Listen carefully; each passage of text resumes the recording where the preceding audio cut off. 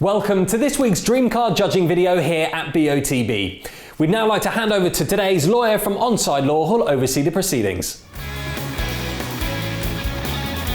My name's Santi Wilder from Onside Law, and I'll be overseeing the judging this morning. Firstly, I can confirm that the competition data has already been sent to the auditing company Assets. I would now like today's judges to introduce themselves and, using the secure link provided, mark on the screen where they think the centre of the ball should be.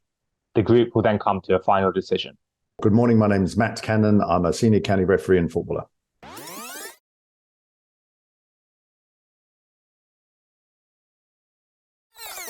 I'm Nigel Hicks. I've been the Supply League match official for over 30 years and I'm an experienced football administrator.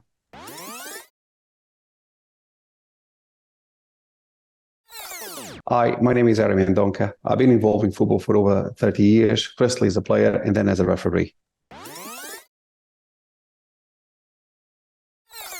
My name is Peter Giorgio. I'm a futsal and football referee.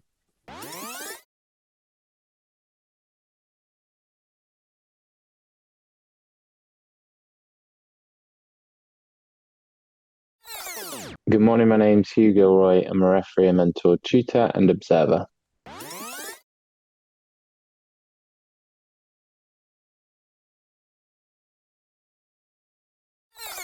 Good morning, my name's Andy Braithwaite and I'm a football referee, mentor and licensed observer.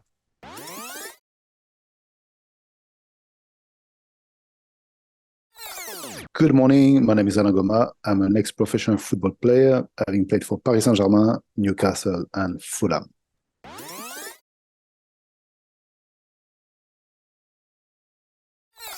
Judges, please now come to a final panel decision. For your reference, the larger white cross is the calculated average of the 7 individual selections. Thank you, Santi. Good morning, everybody. Before I draw some lines in, Anna, I'm going to come to you. There's your light blue cross at the top of the other choices. If you could explain what you're seeing in the photograph, the trajectory of the ball, and how you reached your decision, please. Yeah, thank you, Matt. We've got 2 players in the shots. A player in red who's, I think, getting ready to head the ball.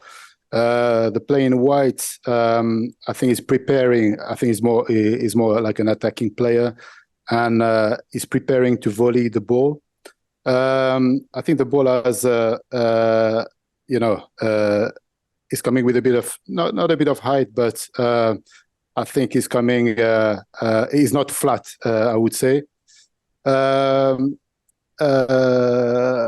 I think is anticipating that the player in red won't head the ball, so he's getting ready to volley it, as I mentioned. I think looking at the eyes, both of them are looking across and slightly up. You can see a bit of white at the bottom of the player of the bottom of the eye of the player in white. I think he's looking up. Player in red is looking across also. I thought the ball was not that low and it was coming down, basically. That's why I went a bit higher than everyone.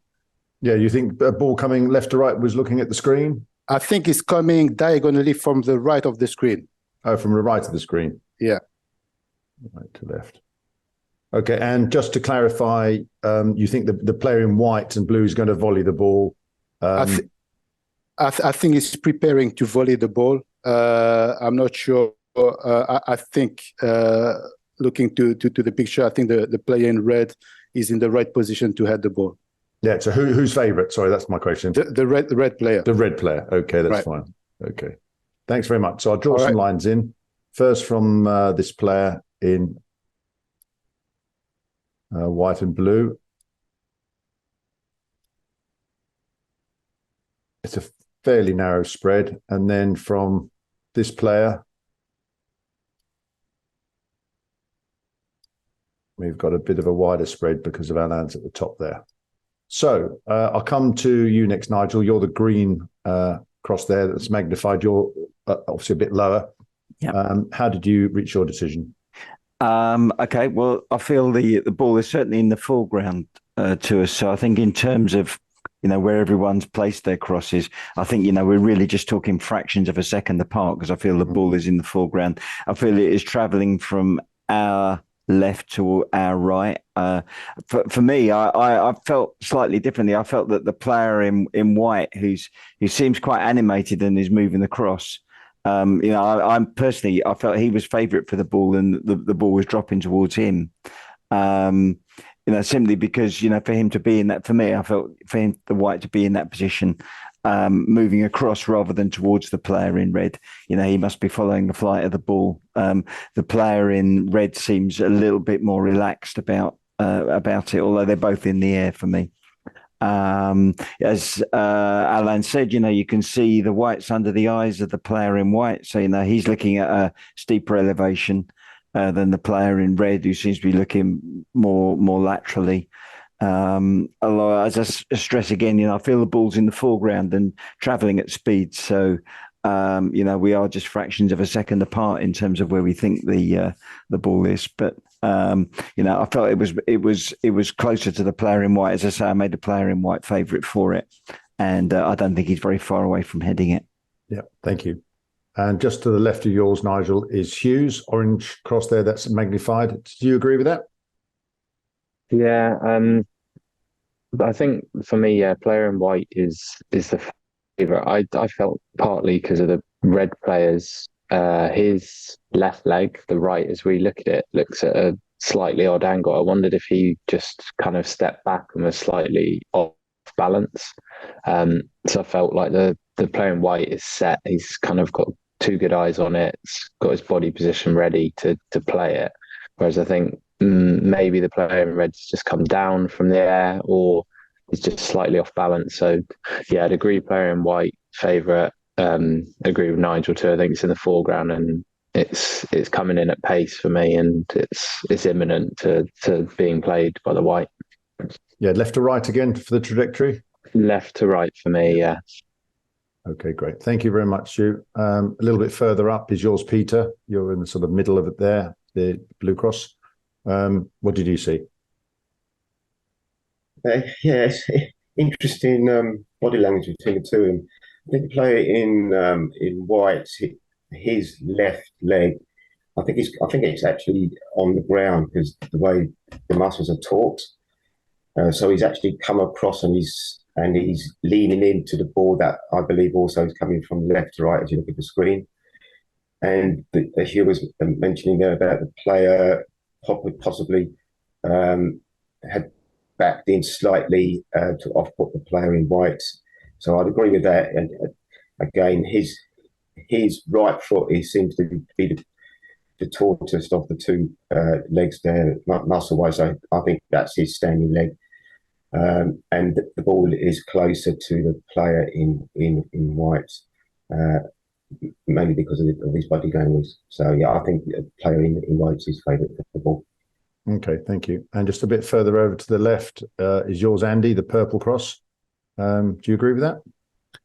Yeah, to a vast degree. Thanks, Matt. I feel that the guy in white, as Peter just said there, is planted. I feel that, yes, the ball is coming in from left to right on a sort of a northwesterly sort of angle, if you like. I feel that he's the guy in white is sort of angled himself around the back of the guy in red. Again, his whole body language, you see the back of his shirt is sort of ruffled up just by his shorts. And I just feel that he's either come around to angle a header in, that the ball's coming in quite low, and he's stooped round to head it from his angle, that the guy in red is looking fairly flat, and the ball has either just come past or just about to go past him. But I feel that he was quite passive, not believing that anything's happening behind him. And the guy in white has made his sort of body language to really angle himself around and get hold of the ball. Yeah, thank you. On the other side of the calculated average, we find you, Harry, your yellow cross just above my own. How did you reach your decision? Thanks, Matt. Well, I felt that the player in white is just about to play the ball. He's preparing himself, 1 foot on the ground. I think he's going to throw himself to head the ball.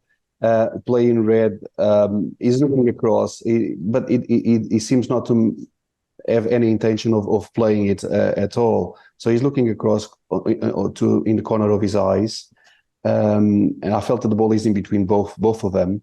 When I drew my lines, I felt that the cross should be the center of the ball should be where I place it. Yeah, and trajectory left to right, or yes, descending left to right. Left to right. Okay, great. And just to the left and a little bit lower than yours, Ari, is my own. I took a lot of information from the player in white and blue. I thought his body language is very dynamic in what he's doing. As Peter said, I agree. His standing leg is the right hand side. His left leg looks tense, so he looks like he's run across. And to my mind, balls coming left to right. I think that the player in red is just on looking. He's just sort of misjudged it. His face is quite passive, and I think the ball's coming in left to right, and the player in white is just going to meet it and play it on probably with his head. If I hover the magnifier over this calculated average, as we see, Alain's is quite a way away outside the magnifier. So as lead judge, I will remove Alain's. And as we see, the calculated average drops down into the cluster.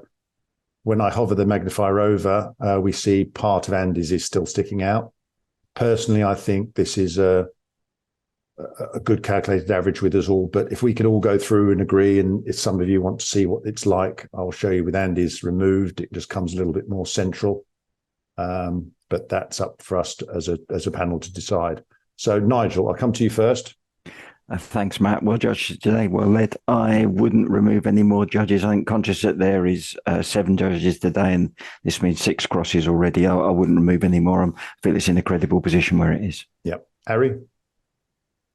Well, I wouldn't remove as well anyway, even though Andy is slightly further to my one, but I think he works well as average. So I would keep it all everybody. Yeah. Peter? Yeah, that's a good average with the cluster there together. Yeah. Hugh? Yeah, I'm happy. I think it's right on the edge. And there's also argument for it being there, so it's not incredible. So very happy with that. Good average too. Andy? Yeah. Obviously, I think that the average is very good, with mine included. Absolutely, great. Alain? Yes, I would keep Andy. I think he's close enough to the cluster. Yeah, I agree. And if I draw a couple more lines in from the player in white, you'll see that there's a good split 3 and 3 up. And if I draw another across here, it goes through Peter's. You can argue slightly below. So again, there's a sort of a 3 and 3 split. So it's good in both directions.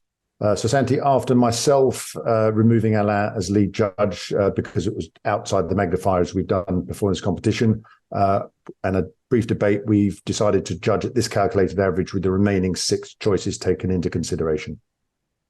Thank you, Matt. And if you're happy, then please now click submit.